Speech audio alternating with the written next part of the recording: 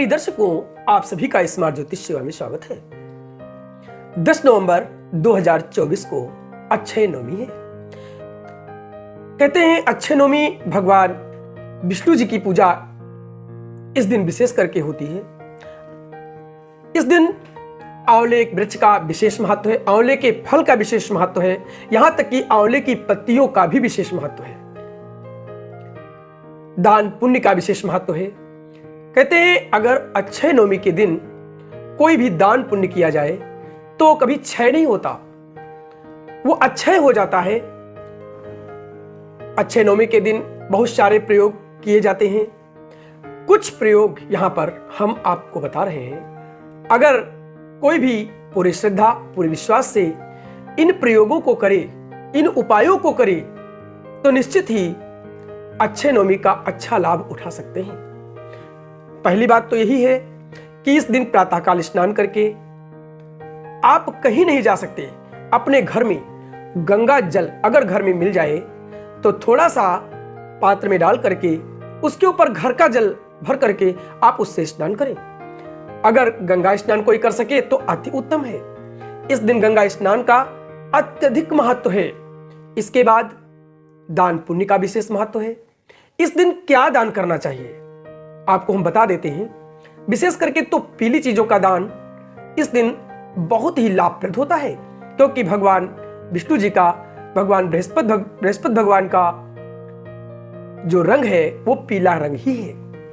केले का दान, पीले वस्त्र का दान, हल्दी का दान, पीला चंदन का दान। इसके अलावा पीले वस्त्र में अक्षत, पीली मिठाई, कुछ जो सिक्के होते हैं यानी दक्षिणा स्वरूप में, उन्हें रख करके आप दान करें। अक्षय भंडार आपके घर का भरेगा। इस दिन आंवला का दान तो इस दिन का महत्वपूर्ण दान है, क्योंकि आंवले की ही पूजा होती है। इस दिन आंवले के नीचे बैठ करके भोजन बनाना खाना बहुत ही शुभ माना जाता है। आंवले में भगवान विष्णु जी का वास माना जाता है। इस दिन भगवान विष्णु जी के मंत्रों का जप अगर कोई करता है तो कई गुना अधिक फल की प्राप्ति होती है।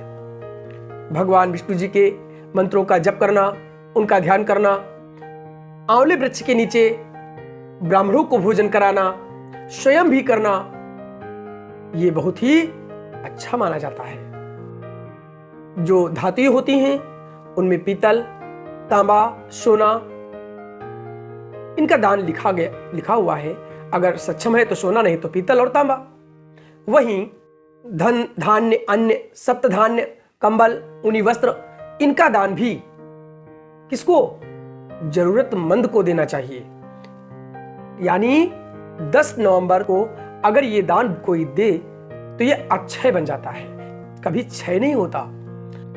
वहीं विद्यार्थियों के लिए एक प्रयोग, अगर इस दिन जिस आंवले वृक्ष की पूजा हुई हो, जिस आंवले वृक्ष के नीचे दान पुण्य हुआ हो, उस आंवले वृक्ष की पत्तियां तोड़ करके कोई भी विद्यार्थी अपने घर ला करके अपनी पुस्तकों में रखे, अपनी पुस्तकों में पत्तियों को रख ले, पूरी श्रद्धा से भगवान नारायण का नाम लेते हुए, क्योंकि भगवान विष्णु स्वयं बृहस्पति हैं और बृहस्पति ज्ञान है, और इनकी पत्तियों को इस दिन अगर पुस्तकों में रखा जाए तो निश्चित ही बच्चे का मन पढ़ाई की तरफ और बढ़ जाता है, मन में एकाग्रता आती है और ज्ञान का अत्यधिक संचय कर लेता है।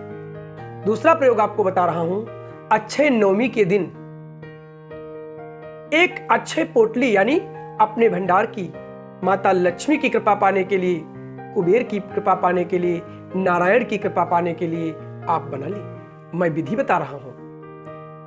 पीले रंग का रूमाल एक ले लीजिए, उस पर रोली, कुमकुम, सिंदूर आदि किसी भी चीज से एक स्वस्तिक बनाइए।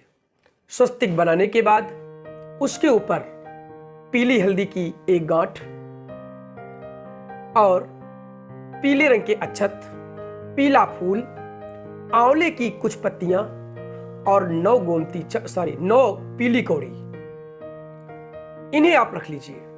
रख करके प्रातःकाल जितनी पूजा है वो सब पूजा कीजिए, भगवान विष्णु जी की पूरी पूजा कीजिए। और इसके बाद एक माला कम से कम, अधिक से अधिक आप कितना भी जप कर सकते हैं, लेकिन एक माला कम से कम भगवान नारायण के मंत्र का जप कीजिए। उस पोटली को पूजा करने के बाद आप चुपचाप उठा लीजिए और जहां पर तुम अपना भंडार, पैसों का भंडार, धन का भंडार जहां भी रखते हो, वहां जाकर के उस पोटली को रख दीजिए। विश्वास मानिए, आपके घर में कभी धन की कमी नहीं होगी। ये एक गुप्त प्रयोग है, इसको करें जहां तक हो सके। करते समय कोई आपको, विशेष करके बाहरी कोई आपको ना देखे, ना टोके, चुपचाप इस प्रयोग को आप कर लीजिए और ये अच्छे नवमी के दिन आप लोग करें और इसका लाभ उठाएं। तो आज इतना ही।